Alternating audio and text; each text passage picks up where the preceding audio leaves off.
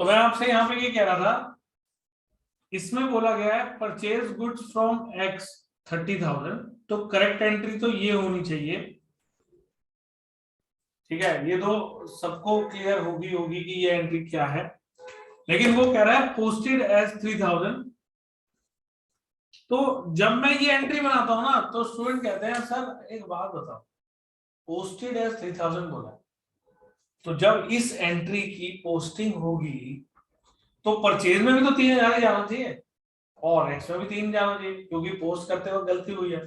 तो मैं कहूंगा इसीलिए तो जब मैंने आपको सब्सिडरी बुक्स कराई थी तो मैंने कहा था इसको बोलते हैं प्रैक्टिकल सिस्टम ऑफ अकाउंटिंग। ठीक है, यानी कि रियल लाइफ में जो सिस्टम फॉलो होता है ना, वो ये वाला होता है। इसका मतलब है गुड्स खरीदे हैं उधार में, तो उसकी जर्नल नहीं बनती, वो परचेज बुक से पोस्ट होती है। तो पोस्टिंग उसका मतलब ये होता है कस्टमर में पोस्ट किया जा रहा है, क्योंकि परचेज बुक का टोटल परचेज अकाउंट में जाता है, तो उसके लिए पोस्टिंग वर्ड नहीं होता। उसको तो ये बोलते हैं कि मंथ एंड में हमने परचेज का टोटल परचेज अकाउंट में डाल दिया। लेकिन जब एक इंडिविजुअल ट्रांजैक्शन में पोस्टिंग की बात हो रही होती है ना, तो it is always in the account of customer. इसका मतलब मैं ये कहने की कोशिश कर रहा हूं कि परचेज के अंदर तो 30,000 ही गया है और एक्स के अंदर 3,000 गया है, क्योंकि वो गलती पोस्टिंग में हुई है। इसका मतलब है कस्टमर के अकाउंट में पोस्ट करते वक्त 30 का 3,000 हो गया। इसका मतलब है हमें परचेज को करेक्ट नहीं करना, वो ऑलरेडी करेक्ट है। तो मुझे क्या करना पड़ेगा? तो स्टूडेंट कहेगा कि सर आपको एक्स को क्रेडिट करना पड़ेगा 27,000 से, और मतलब उसको लायबिलिटी बढ़ानी पड़ेगी। ठीक है, अब सवाल उठता है कि मेरे पास डेबिट करने के लिए तो कुछ है ही नहीं, तो मैं उसकी जगह सस्पेंस अकाउंट लिखूंगा, यानी कि लिखा जाएगा suspense account debit with 27,000 to x 27,000, यानी कि मैंने एक्स को इंक्रीज कर दिया 27,000 से, मतलब लायबिलिटी बढ़ा दी, और इस एंट्री को मैंने बैलेंस कर दिया सस्पेंस अकाउंट से लिख के। पर ऐसा क्यों करते हैं उसका एक्चुअल रीजन मैं अभी नहीं बताऊंगा। उस रीजन के लिए मुझे पहले आप लोगों से डिस्कस करने पड़ेंगे जनरल लेजर ट्रायल बैलेंस के क्वेश्चंस एक बार फिर से क्लास में ऑफलाइन, मतलब मैं एक बार ऑफलाइन क्लास में एक क्वेश्चन पूरा करूंगा, तब आपको समझाऊंगा कि सस्पेंस लिखने का क्या मतलब होता है एग्जैक्ट इस जगह। लेकिन अभी आपके लिए बस इतना ही है कि हमें एक एंट्री को कंप्लीट करना है। जैसे जैसे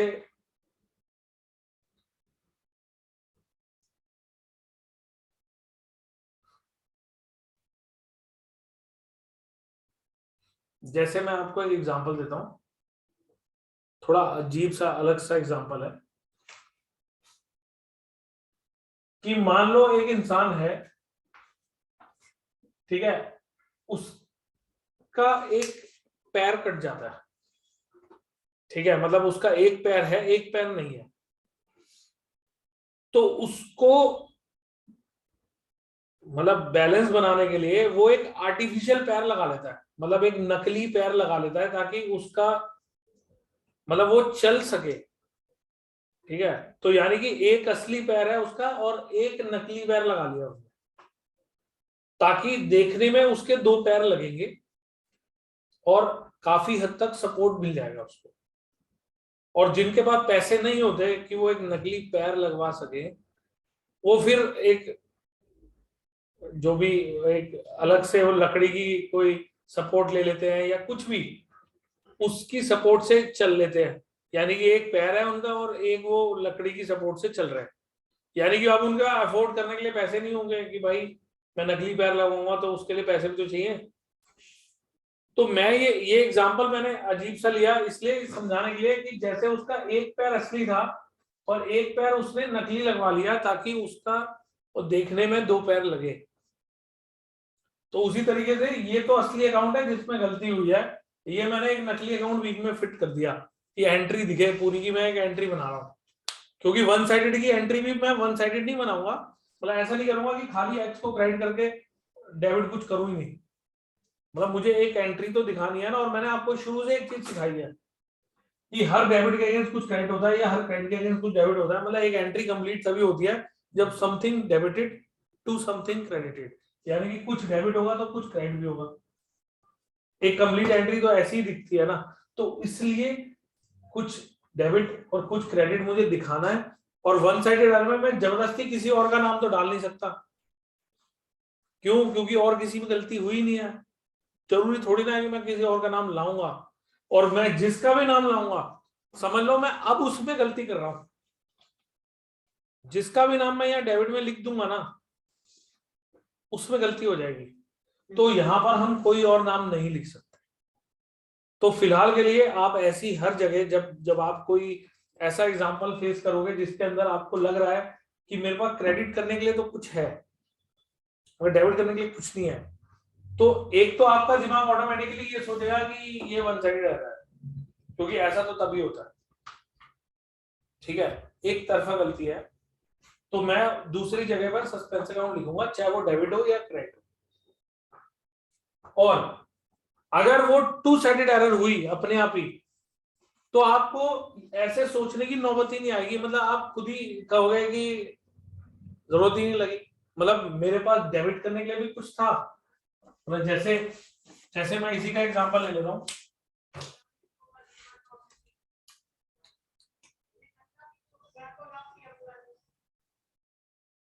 कि यहां पर मेरी एंट्री बनेगी purchase account debit to x 27,000, यानी कि मैं जो इसकी रेक्टिफाइंग एंट्री बनाऊंगा, ये मेरी करेक्ट है, ये मेरी रॉन्ग है, लेकिन ये मेरी रेक्टिफाइंग एंट्री है। तो ये रेक्टिफाइंग एंट्री बनेगी, परचेज को और डेबिट करना पड़ेगा 27 से, 3 से वो पहले है, 27 से और हो जाएगा, टोटल 30 हो जाएगा। यानी कि ये एक्स पहले 3 से क्रेडिट हुआ है, अब 27 से और क्रेडिट हो जाएगा, यानी कि टोटल 30 हो गया।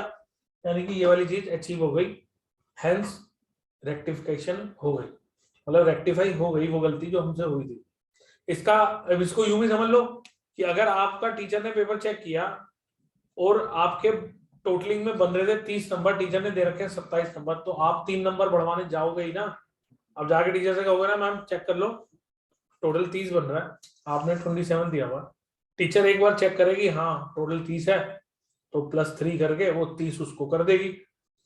तो जैसे हम वहां पर गलती ठीक करवा रहे हैं, वैसे यहाँ पे भी हम गलती ठीक ही तो कर रहे हैं, वो गलती मुझे ठीक करनी है। तो अकाउंट्स में चाहे 1 रुपए की गड़बड़ हो, वो ठीक तो करनी पड़ती है, क्योंकि ये सारी बातें at the end of the year government के पास जाती हैं। क्योंकि हमारी इससे एक टैक्स लायबिलिटी निकलती है कि हमें गवर्नमेंट को कितना टैक्स देना है, मतलब हमारे को कितना प्रॉफिट हुआ पूरे साल में, जिसपे हमें कितना टैक्स देना है। तो अगर हम कुछ गलत भेजेंगे गवर्नमेंट के पास, तो कल को बात हमारे ऊपर ही आएगी। हाँ, गवर्नमेंट हमारे को कभी ऐसी कोई गलती होती है तो गवर्नमेंट कहती है कि आप उस चीज को as early as possible rectify करके उसको, उसकी वजह से जो भी आपके टैक्स में चेंज आ रहा है वो इमीडिएटली जमा करा दो। और अगर आपका ज्यादा चला गया तो रिफंड भी मिलेगा आपको। मान लो आपने गलती ठीक नहीं कर पाया और आपका साल खत्म हो गया और आपने टैक्स जमा करा दिया, पर बाद में आपने उस गलती को ठीक किया तो पता लगा टैक्स तो कम बनता है, तो आपका ज्यादा चला गया, तो गवर्नमेंट आपको रिफंड भी देगी, पर आपको उसका प्रॉपर वो गवर्नमेंट को शो करना होगा कि हाँ भाई मेरे से ये मिस्टेक हुई थी, पिछले अकाउंटिंग ईयर में मैं ये गलत कर गया था, तो इसका टैक्स ज्यादा दे दिया था मैंने। तो आप उसको जब गवर्नमेंट को शो करोगे तो गवर्नमेंट आपको कभी ये नहीं कहेगी कि अब तो पैसे नहीं मिलेंगे भाई, ये कोई बात नहीं होती। तो अगर एक्चुअली गलती है तो गवर्नमेंट आपको रिफंड भी देगी, और अगर आपका टैक्स और बनता है तो आपको देना भी पड़ेगा। ठीक है ना, वो बात अलग है कि अगर आप वो ट्रांजैक्शन बुक्स में रिकॉर्ड ही नहीं करते हो, मतलब उसका कोई प्रूफ ही नहीं है, मतलब उसका कोई बिल ही नहीं है, तो फिर वो ट्रांजैक्शन बुक्स में रिकॉर्ड ही नहीं होगी, क्योंकि वो फिर मतलब उसका कोई रिकॉर्ड ऑफिशियली है ही नहीं। यानी कि उसके खरीदने का कोई बिल भी नहीं होगा, बस कच्ची पर्ची के ऊपर साइन होंगे। तो कम से कम उसके पास वो कच्ची पर्ची तो होगी, मेरे हाथ की साइन की हुई, मतलब बिल नहीं होगा तो कोई स्लिप तो होगी। जिसपे मैंने ही साइन करके उसको दिए होंगे, और अगर उससे वो स्लिप खो गई तो मैं खुश होऊंगा कि भाई मुझे पैसे नहीं देने पड़ेंगे। भाई सामने वाला जब तक मुझे मेरे हाथ की स्लिप नहीं देगा मैं किस बात के पैसे दूंगा। पहले वो मुझे साबित तो कर दे कि मैंने इतने पैसे देने हैं, तो वो साबित तो ऐसे ही होगा कि वो मुझे स्लिप देगा कि भैया देखो ये आपके हाथ के साइन किए हुए 3 स्लिप है, एक 3,000 की, एक 5,000 की, एक 8,000 की, तो 8 5 13 और 3 16,000 रुपए आपने मेरे देने हैं। मैं कहूंगा लाओ तीनों स्लिप, पैसे गिने और उसको दे दिए। तो मैंने अपनी स्लिप ले ली, उसको फाड़ के फेंक दिया और उसको 16 दे दिए, बात खत्म, वो अपने रास्ते में अपने रास्ते। और अगर मेरे पास अभी है ही 10,000 तो मैं उसे कहूंगा लाओ स्लिप दो, तीनों स्लिप ले ली 16,000 की, 10 उसको दिए और एक 6,000 की नई स्लिप साइन करके उसको दे दी कि भाई ये 3 मैं फाड़ रहा हूँ, एक 6,000 की नई स्लिप रख लो। कच्चे में जब काम होता है, मतलब विदाउट बिल जब काम होते हैं, तो ये स्लिप्स पे ही होता है सारा कुछ। लेकिन ये सब भरोसे की बात है, अगर कल को मैं उसका भरोसा तोड़ूंगा वो मेरे ऊपर केस तो नहीं कर पाएगा, क्योंकि उसके पास कोई प्रूफ ही नहीं है, ये स्लिप किसी बात का प्रूफ नहीं है। बट वो दोबारा मेरे साथ डील नहीं करेगा, यानी कि मैं उससे दोबारा माल नहीं खरीद सकता, और वो पूरी कोशिश करेगा कि पूरी मार्केट में फैला दे कि इस बंदे को कोई माल नहीं बेचेगा, मतलब मेरी गुडविल खराब करने की कोशिश करेगा। और होगी भी, अगर मैंने गलती की है तो ऐसा होगा ही कि धीरे धीरे लोगों को पता लग जाएगा, तो लोग मुझसे कटना शुरू कर देंगे, या फिर ये कहेंगे पहले पैसे दे फिर माल ले, बात खत्म। हमें तो माल बेचना ही है तो हम माल तो बेचेंगे ही, बट हाँ अगर तेरे को लेना है ना तो तू पैसे रख और माल ले ले, नो प्रॉब्लम, उधार नहीं देंगे, क्योंकि वो ट्रस्ट मैंने खुद खो दिया। तो सिंपल सी बात है, बिजनेस के अंदर सब कुछ ट्रस्ट पे चल रहा है, खास तौर पे बिना बिल का जो भी काम है ना वो सब ट्रस्ट पे होता है। और अगर मेरे को किसी पे ट्रस्ट नहीं है तो मैं उसको उधार दूंगा ही नहीं, और ट्रस्ट है तो जरूर दे दूंगा, क्योंकि मुझे पता है पैसे आ जाएंगे, आज नहीं तो कल आएंगे, आएंगे। तो बिजनेस के अंदर ये सब चलता है, रिस्क भी होता है, नुकसान भी होते हैं, लेकिन अगर मैंने 100 लोगों को उधार दिया और उनमें से 2 लोग गंदे निकले, तो मैंने वो 98 लोगों से तो कमाया ही है ना, तो वो 2 लोगों को मैं दोबारा माल नहीं दूंगा, लेकिन रिस्क तो मुझे लेना पड़ेगा, नहीं तो मैं डर डर के वो 98 को भी ना देता, तो फिर मैं कमाता क्या। कैश में तो इतनी सेल होती ही नहीं है ना लोगों की। तो बेसिकली आप ये मान के चलना कि उधार में काम होगा ही होगा, और ये जो मैं आपको सब बता रहा हूँ ये उधार की ट्रांजेक्शन ही है, कभी पोस्टिंग में गलती हो गई, कभी रिकॉर्डिंग में गलती हो गई, तो ये सब बहुत कॉमन है। और आपको टीचर इसी तरह की बातें बना बना कर देगा और आपको वो चीजें करनी पड़ेगी, ठीक है। अब मैं आपसे ये थोड़े से डिस्कस करता हूँ ताकि फिर आपको मैं इसमें से होमवर्क बताता हूँ। सर जैसे वन साइडेड एरर में जो भी परचेजेस का मतलब केस है उसमें सस्पेंस अकाउंट हमेशा डेबिट ही होगा? नहीं नहीं ऐसा कुछ नहीं है, लो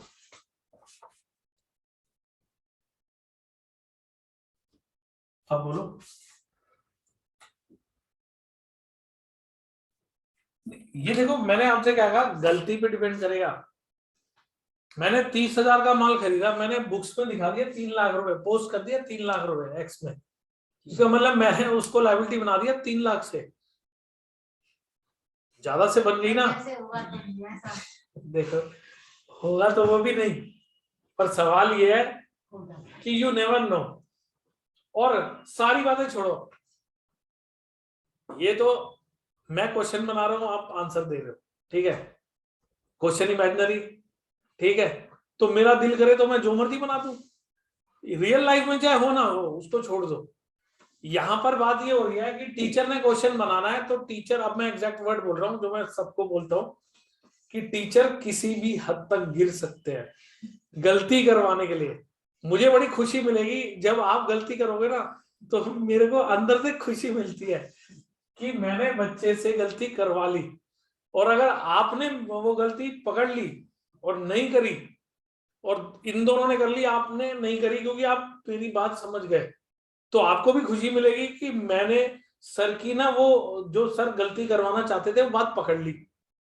तो ये एक तरह की एक लड़ाई है स्टूडेंट और टीचर्स में, कि टीचर बात को घुमाएंगे, स्टूडेंट उसको क्रैक करेंगे। अगर आप कर गए तो आपको खुशी, और मुझे आपको मार्क्स देने पड़ेंगे, क्योंकि मुझे पता है कि ये स्टूडेंट डिजर्व करता है, क्योंकि इसने वो चीज कर ली, मतलब जो मेरे को लग रहा था गलती होगी नहीं करी। कर गया तो मैं नंबर दूंगा, और जिसने गलती की उसके काट दूंगा। तो ये तो एक ऐसी चीज है कि सब कुछ इमेजिनरी है। तो आप ये मानकर चलो कि यहाँ पर हम इस पे दोबारा कभी ये नहीं कहेंगे कि सर ऐसा नहीं हो सकता। ये किताबें हैं, इसमें तो टीचर कुछ भी लिख सकता है। अभी तो ऐसी ऐसी गलतियां आएंगी, आप हंस हंस के पागल हो जाओगे। ऐसे भी कोई होता है क्या कि यहाँ से वहां, वहां से वहां कहीं कुछ गड़बड़ हो गई इधर करते हुए। अब मैं अभी दिखाऊंगा, अभी तो आगे एग्जांपल आएंगे ना, तो आप खुद देखना।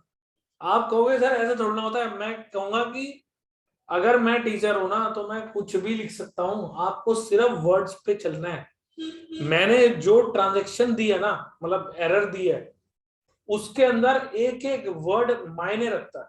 अगर आप उसे ध्यान से पढ़ गए ना, और आपकी इंग्लिश भी स्ट्रांग है, मतलब आपने उस बात का वही मतलब निकाला जो निकलता है, तो मैं 1000 बार कोशिश कर लूं, मैं आपसे गलती नहीं करवा सकता। क्योंकि आप भी उसी लेवल पर सोच रहे हो जिस लेवल पे मैं सोच के बना रहा हूं क्वेश्चन। बट अगर आपके पास कम एक्सपीरियंस और मेरे पास ज्यादा है, तो मैं कहीं ना कहीं गलती करवा लूंगा आपसे। और आपसे गलती होगी जस्ट बिकॉज ऑफ दिस कि आपने, मतलब मैंने आपको फंसा दिया, क्योंकि आपने कभी ऐसा देखा नहीं था। और मैं आपको वैसे ले गया तो स्टूडेंट कहेगा सर मैंने कभी ऐसा क्वेश्चन ही नहीं किया, तो मेरे को तो, मेरे लिए तो पहली बार है ना, तो मैं तो गलती कर ही जाऊंगा। और टीचर तो शुरू से कराते आ रहे हैं, तो उनसे ये गलतियां नहीं होती, या उन्हें पता होता है कि स्टूडेंट यहाँ जाके फंस जाएगा। तो मुझे ऐसी बहुत सारी जगह पता है जहां अगर मैं ये लैंग्वेज लिखूंगा ना, तो मुझे पता है स्टूडेंट यही सोचेगा, तो मैं जानबूझकर उसे उस जगह लेके जाऊंगा। और फिर जब मैं उसे समझाऊंगा तो स्टूडेंट कहेगा अच्छा अब दो दोबारा। तो मैं कहूंगा नहीं, अब मैं कुछ नया दूंगा। वो नहीं दूंगा जो एक बार दे दिया। तो मेरी पूरी, और वो दूंगा तो तब दूंगा जब 10 दिन बीत चुके होंगे, ताकि आप भूल जाओ। यानी कि मैं उसी वक्त दूंगा तो आप कर लोगे, लेकिन मैं आपको 10 दिन बाद वही चीज ऐसे दूंगा, बिल्कुल बिना बताए। स्टूडेंट कहे सर ये गलत बात है। मतलब आपको कैसे पता कि मैं आजकल में भूला हूं, और आपने वही चीज दे दी, अब मुझे रिवाइज करने का टाइम तो दे दो। तो मैं कहूंगा फिर क्या बात हुई, अगर समझ आ गई थी तो फिर तो रिवाइज करने की जरूरत ही नहीं है। लेकिन ठीक है, ये सब होता रहेगा। बट गलती के ऊपर ये मत सोचना कि ये हमेशा डेबिट ही होगा, कुछ भी हो सकता है। अब जो ये गलती है कि इसमें एक्स को मैंने लाइबिलिटी बना लिया 3 लाख से, इसका मतलब है 2,70,000 से ज्यादा बना लिया ना। तो अब मुझे ये बात पता है कि एक लायबिलिटी डेबिट करने से कम हो जाती है। ठीक है, अब मैंने एक्स को गलती से ज्यादा क्रेडिट कर दिया है ना, तो मैं यहां पर अगर मैं यहां पर एक्स को डेबिट करूं, तो मैं सस्पेंस अकाउंट को क्रेडिट कर दूंगा 2,70,000 से। मतलब एक तरह से मैं एक्स का अकाउंट रिड्यूस कर रहा हूं बाय 270, यानी कि अल्टीमेटली 3 लाख में से 270 कम हो गए, अपने आप 30 रह गए। तो मेरी चीज यहीं पे आ गई ना। मेरा तो एम था रेक्टिफाई करना है, चाहे डेबिट करके करना पड़े चाहे क्रेडिट करके। तो मुझे बात समझ आनी चाहिए पहले, वो कहना क्या चाहता है। अगर मैं बात समझ गया, मेरे को 1 मिनट नहीं लगेगा एंट्री बनाने में, बात पूरी समझ में आ गई आपको। तो इस चैप्टर में कुछ भी नहीं है, मैं बस ये कहने की कोशिश कर रहा हूं, ये चैप्टर है कि बस क्वेश्चन करते जाओ। आप 10 क्वेश्चन करोगे, एक में फंसोगे, 9 कर लोगे। शुरू में ऐसा होगा कि आप 8 में फंसोगे, 2 कर लोगे। और धीरे धीरे आपको बात समझ में आती जाएगी, तो आपके सक्सेस की रेशो बढ़ती जाएगी। फिर आप कहोगे कि सर अब तो कोई भी क्वेश्चन दे दो, मैंने सब कर लिया, मुझे हर टाइप का क्वेश्चन क्लियर हो गया। अब मुझे पता है कि ये सिचुएशन होगी तो मुझे ऐसे सोचना है, ये होगी तो ऐसे सोचना है। बस यही इस चैप्टर का खेल है सारा, और कुछ भी नहीं है। अब जैसे ये क्वेश्चन आपके सामने मैंने खोल रखा है, जैसे इसके अंदर फर्स्ट क्वेश्चन का सेकंड पार्ट है। ये गलती तो सबसे कितनी बार हो चुकी होगी पता नहीं। फर्स्ट क्वेश्चन का सेकंड पार्ट,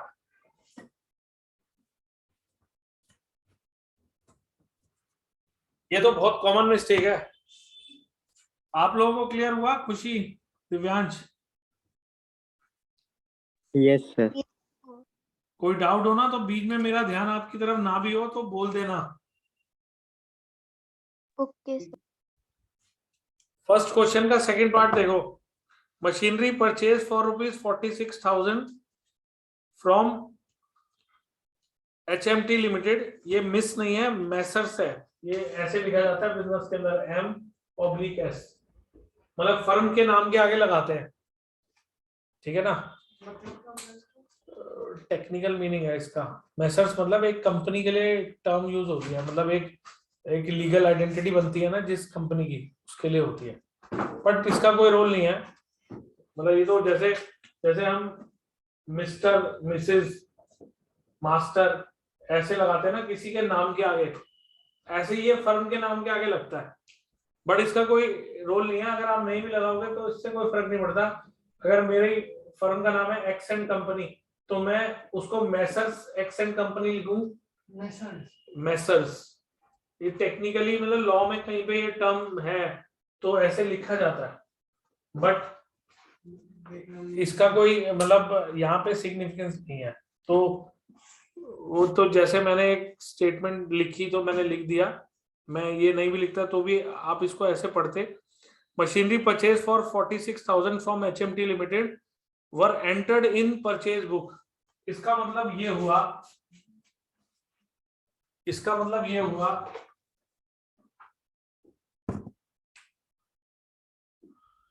कि मेरी करेक्ट एंट्री तो कहती है machine account debit to HMT limited, machine account debit to HMT limited, और मैंने गलती से कर दिया है purchase account debit to HMT limited.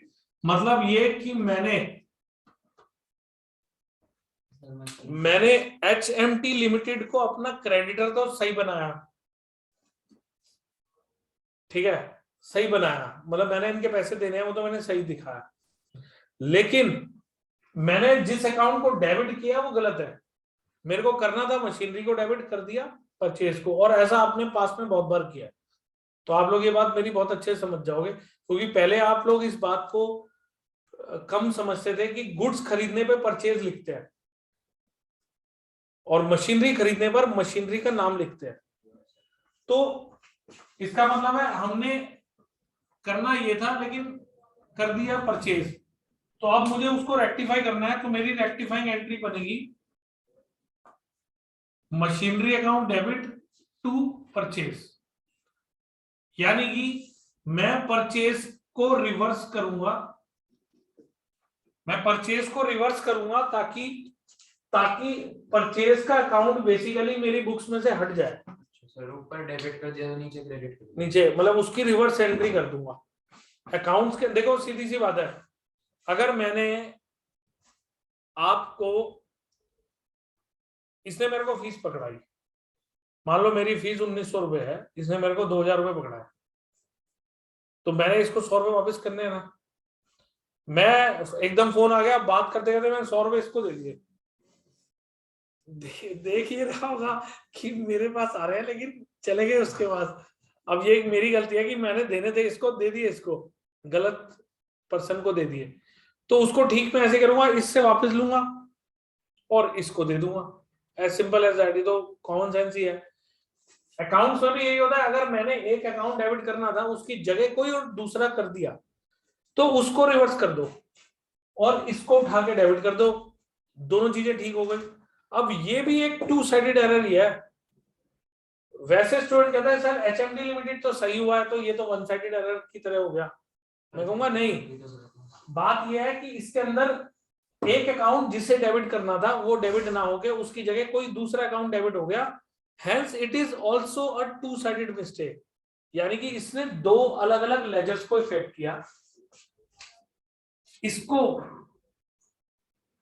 मुझे डेबिट करना पड़ेगा क्योंकि असल में तो यही डेबिट होना था, तो ये तो होगा ही, और जो गलती से इसकी जगह हुआ है उसको रिवर्स तो करना ही पड़ेगा, यानी कि वो रिवर्स हो गया और ये डेबिट हो गया। इसका मतलब है मेरे को सस्पेंस अकाउंट को बीच में लाने की जरूरत नहीं है, क्योंकि इसमें भी सस्पेंस की जरूरत पड़ी ही नहीं, क्योंकि ये भी एक टू साइडेड एरर में काउंट होगी।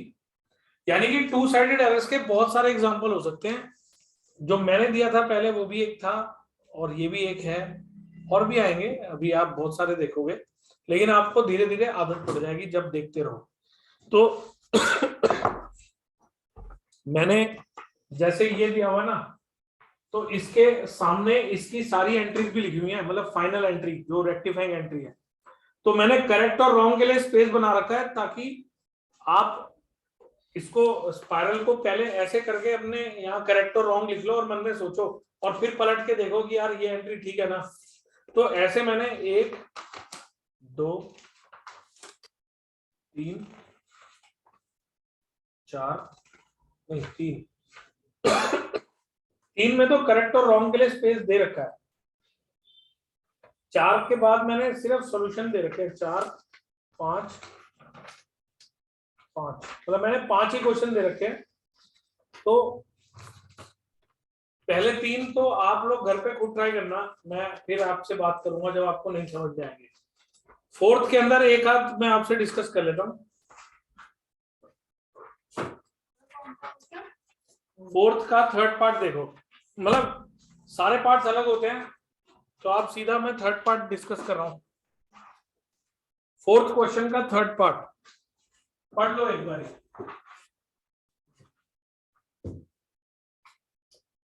4th क्वेश्चन का 3rd पार्ट।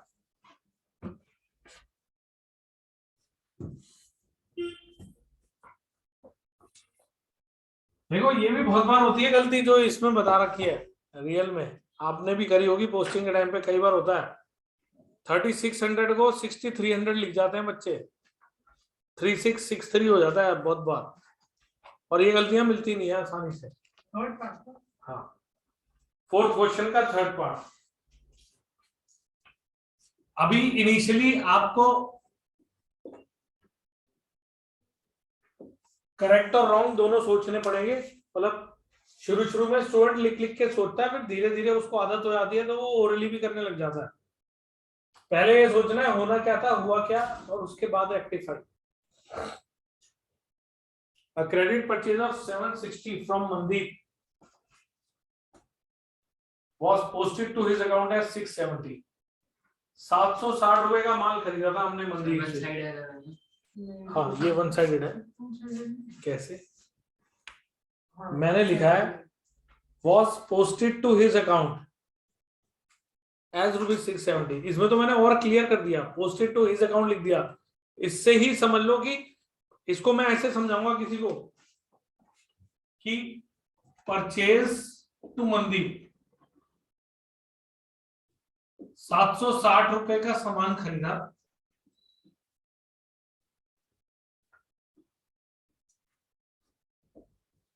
और मुझसे ये गलती हो गई, posted to his account as 670, मतलब 760 का 670 हो गया और पता भी नहीं चला।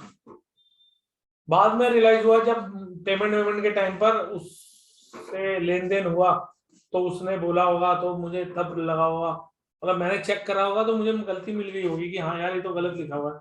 तो कहने का मतलब है, अब बहुत बच्चे कंफ्यूज हो रहे होते हैं ना, तो मैं कहता हूँ एक काम करो, आप ना ऐसे सोचो, टू मंदीप भाई क्वेश्चन में कहा है पोस्टेड टू हिज अकाउंट है 670, तो आप ना डेबिट को सोचो ही मत, या मन में ये सोच लो कि डेबिट तो सही हुआ होगा, तो उसको करेक्ट और रॉन्ग एंट्री में लिखो ही मत ना, क्योंकि लिखने से ज्यादा कंफ्यूजन हो जाती है। स्टूडेंट कहता है सर जब मैं लिख रहा हूँ मेरा दिमाग में आ रहा था इसमें हुआ था, इसमें क्यों नहीं हुआ, इसमें भी तो होना चाहिए था। ऐसे थोड़ी ना होता है कि ऊपर नीचे दिखाई दे रहा है, यहाँ मैं गलत लिख रहा हूँ यहाँ सही लिख रहा हूँ, तो मैं यहाँ भी गलत लिखूंगा। लेकिन एक्चुअली क्या है कि रियल लाइफ में ये सब कुछ तभी होता है जब परचेज बुक से पोस्टिंग चल रही होती है। आप इसको एंट्री की फॉर्म में एक्सप्रेस कर रहे हो, लेकिन रियल लाइफ में ये गलती हुई कैसे होगी, सीआईडी की तरह सोचा करो। लाइव वो पूरा ना सीन क्रिएट करते हैं, तू यहाँ खड़ा हो जा, यहाँ से गोली चला, मैं ऐसे गिरूंगा, देखूंगा कि कैसे किस एंगल पे बंदा गिरा, तो ऐसे वो क्रिएट करते हैं। तो आप उसी तरह से क्रिएट करो, तो पूरी परचेज बुक सोच के करो, तो आप समझ जाओगे बात की ये गलती परचेज में नहीं हुई है, ये मंदीप में हुई है। जब लेजर पोस्टिंग हो रही थी तो मंदीप के लेजर में पोस्ट गलत हुआ है, तो आप परचेज को गलत कभी नहीं सोचोगे, वरना आप बात समझे ही नहीं। और अगर आप बात का गलत मतलब निकालोगे तो आपकी रेक्टिफाइंग एंट्री तो डेफिनेटली गलत ही होगी। तो इसका सिर्फ यही खेल है सारा का सारा। यू हैव टू अंडरस्टैंड कि असल में हुआ क्या है। तो आपसे 1 मिनट में एंट्री बनेगी बस, और इसके बाद आपका सिर्फ एक काम है कि जितने हो सके सॉल्व एग्जांपल्स को करो, क्योंकि आपको 5-6 सॉल्व एग्जांपल्स करते ही समझ में आ जाएगा कि अब मैंने बात कैच कर ली कि सोचते कैसे हैं इसमें, और ये आ गया तो सब आ गया। उसके बाद आप सिर्फ एक पूरे ट्रांजैक्शन मतलब एक पूरे क्वेश्चन में किसी एक गलती में फंसोगे, लेकिन अगर उसमें 8 गलतियां हैं तो 6 या 7 तो इजी होंगी, 1-2 थोड़ी सी टफ हो सकती है, वो मैं डिस्कस करूंगा। सर इसकी बड़ी रेक्टिफाइंग बताने के लिए किसकी suspense to Mandeep 90 right, suspense to Mandeep 90, क्योंकि ये वाली करेक्ट वाली अमाउंट है और ये वाली रॉन्ग वाली है। इसका मतलब है मैंने उसको लायबिलिटी कम बनाया था, मुझे और बनाना है तो मुझे उसे और क्रेडिट करना पड़ेगा 90 रुपए से, ठीक है। और अगर मैं इसको ऐसे कर देता तो भी कम बनाया था, थोड़ा और करना पड़ता, एंट्री तब भी यही होती पर 54 रुपीज से होती। तो जब आप ऐसी बहुत सारी गलतियां देखते चले जाओगे ना, उसके बाद आप कहोगे सर अब तो मुझे लिखने की जरूरत नहीं पड़ती, मैं ओरली कर लेता हूँ, बस मुझे उस टाइम ऐसा ना हो कि मैं ओरली कर रहा हूँ पीछे से कोई लात मारे। ये बताइए, बहुत बच्चे कहते हैं कि सर ये इस चैप्टर के अंदर ना मेरी गलती हुई, पता है किसकी वजह, पीछे वाले की वजह से। मैं कर रहा था, उसने मेरे को हिला दिया, ये बता, और उस चक्कर में मैं भूल ही गया कि मैं क्या सोच रहा था और मैं गलत कराया। और एग्जामिनेशन हॉल में तो वैसे ही टेंशन होती है, उस टाइम पर इतना कूल होकर सोचना आसान नहीं होता, तो वहां पर तो ये चैप्टर बहुत खतरनाक चैप्टर है। सर टाइम बता दो एक बार जो हाँ, अभी के लिए हम लोगों ने डिसाइड किया है अगले वीक के लिए ट्यूसडे थर्सडे सैटरडे 3 से 4, मतलब टीटीएस में 3 से 4 का टाइम डिसाइड किया है। होती है। नो सर 3-4 होती है, कितना में होती है? 3 से 4 भी होती है। 4 से 5 ले लो सर, 4 से 5 ले लो, 4 से 5 ले सकते हैं। ये सर ले लो 4 से 5। चलो फिर अभी एक्सपेरिमेंट के लिए 1 वीक के लिए ये टाइम रखते हैं, टीटीएस 4 से 5। 5-10 मिनट ऊपर नीचे हो सकता वो कोई बात नहीं, वो 5-8 मिनट मुझे सेटिंग में भी लगेंगे। 5 मिनट की कोई दिक्कत नहीं है। सर हाँ जी, सर कल भी क्लास होगी ना? आपका पेपर है मंडे को? Yes sir. तो एक काम करते हैं ना, मैं कोशिश करूंगा कि आपको अलग से क्लास दे दूं, क्योंकि मैं इनको जल्दी जल्दी चीजें कराना नहीं चाह रहा, आपको करा दूंगा, ठीक है। Okay sir. तो टाइम का मैं सर आपको टाइमिंग बता दो। कर लूंगा, जब ओके। मुझे आपको अलग ही देनी है तो मैं किसी भी टाइम दे दूंगा, उस दिक्कत नहीं है, ठीक है। Okay sir. चलो ठीक है। सर सुबह मत रखना, क्लास लेट रख लेना जरूर। नहीं, मैं लेट ही ले पाऊंगा, मैंने भी सुबह कहीं जाना है, तो मैं क्लास थोड़ी सी लेट ही रखूंगा, मैं बात कर लूंगा आपसे, ठीक है। Okay sir. चलो ठीक है, मिलते हैं नेक्स्ट क्लास।